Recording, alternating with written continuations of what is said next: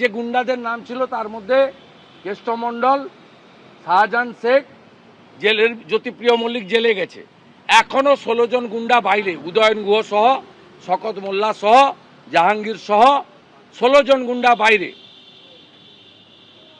আমরা এই গুন্ডাদেরকে অবিলম্বে গ্রেপ্তার দেখতে চাই।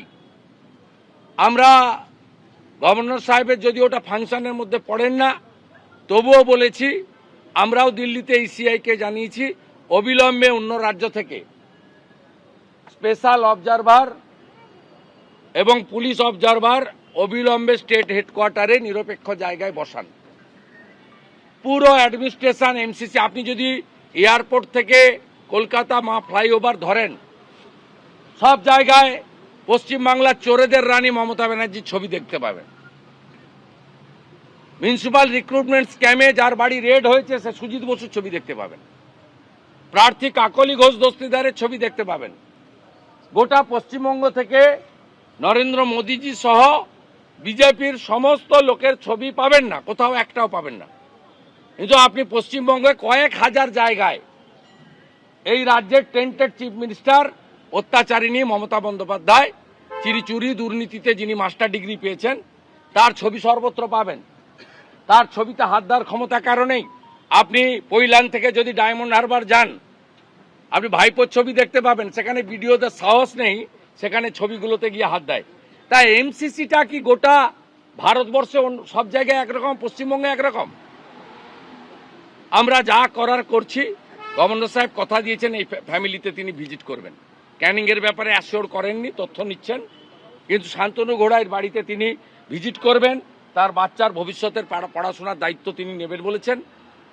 এমসিসি উঠে গেলে তিনি এসব বিষয় দেখবেন, কিন্তু তিনি অতি সত্বর ভিজিট করবেন। আমরা বলেছি, আপনি তৃণমূলের ডেলিগেশনের দাবিতে আপনি যদি ভিজিট করতে পারেন চোপড়া, আপনাকে পিংলাও যেতে হবে।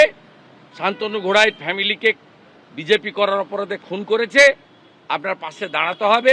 গভর্নর সাহেবকে আমরা ধন্যবাদ দিয়েছি যে দিনহাটা আপনি গেছেন, আপনি কনস্টিটিউশনকে প্রোটেকশন করার জন্য মানুষকে বাঁচানোর চেষ্টা করছেন, এই জন্য আপনাকে আমরা ধন্যবাদ দিয়েছি। শুভেন্দুবাবু, আজকে সোমনাথ শ্যাম তিনি একটি অভিযোগ করে বলছেন হলুদ ফাইল আছে, তাতে শুভেন্দু অধিকারী এবং অর্জুন সিং চাকরির দুর্নীতিতে জড়িত, আমার কাছে প্রমাণ আছে। হ্যাঁ, প্রমাণ দিন।